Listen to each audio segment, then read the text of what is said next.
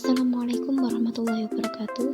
Pada video pembelajaran kali ini, kami akan membahas tentang konflik sumber daya alam. Kami dari kelas IPSB kelompok 5 yang beranggotakan Balkis Nahdia Az-Zahra, Wiji Amilatur Rodiyah, Rahmatul Khair, dan Mansur Arofik.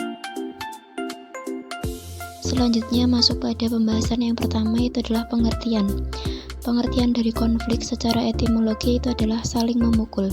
Secara sosiologis, konflik diartikan sebagai suatu proses sosial di antara dua orang atau lebih, di mana salah satu pihak berusaha menyingkirkan pihak yang lain. Konflik sumber daya alam didefinisikan sebagai situasi sosial di mana pengguna sumber daya alam dalam waktu bersamaan berusaha memperoleh akses tertentu. Konflik sumber daya alam selain memberikan dampak negatif berupa keberingasan massa, juga memberikan ruang artikulasi sehingga kepentingan suatu pihak akan diketahui pihak lain. Selanjutnya, pemicu atau faktor penyebab dari konflik sumber daya alam itu yang pertama adalah pemerintah Indonesia tidak memiliki kelengkapan, di mana kelengkapan ini berupa administrasi wilayah sampai ke tingkat desa, sehingga status lahan atau kawasan menjadi tidak jelas. Faktor yang kedua itu adalah meningkatnya jumlah petani Indonesia atau petani asing yang bermodal besar, di mana mereka menguasai lahan atau tanah secara individu dengan topeng legalitas atau izin dari pemerintah Indonesia. Yang terakhir itu adalah lemahnya posisi masyarakat dan masyarakat adat terhadap hak kelola dan budaya tradisional, yang positif di mata hukum karena penerapan atas domain fact-clearing.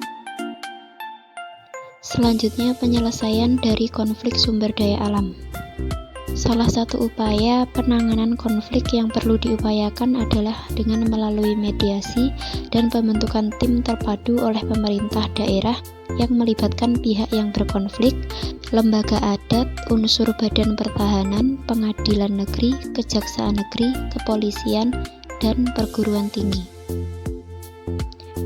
Selain itu, upaya penyelesaian konflik sumber daya alam juga melalui pembentukan instrumen hukum Undang-Undang Nomor 7 Tahun 2012 tentang penanganan konflik sosial.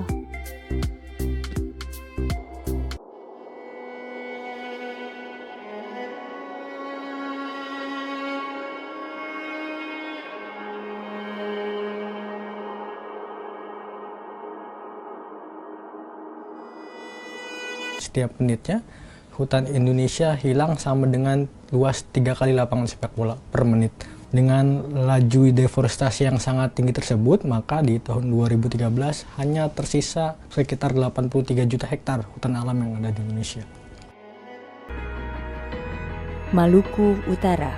Pada tahun 2013, daratan di pesisir dan pulau-pulau kecil Maluku Utara memiliki hutan alam seluas 1,66 juta hektar.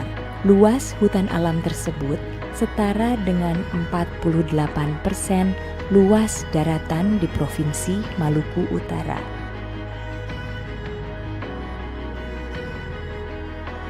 Hutan alam yang berada di dalam konsesi perizinan terus berkurang setiap tahunnya. 72% atau lebih dari 500.000 hektar deforestasi berada di dalam konsesi perizinan.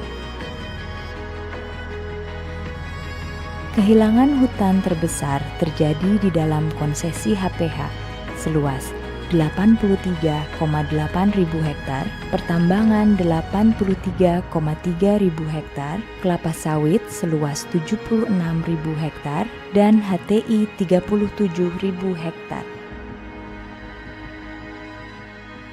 Sisanya ada 235 ribu hektar hutan alam yang hilang berada di dalam area tumpang tindih perizinan.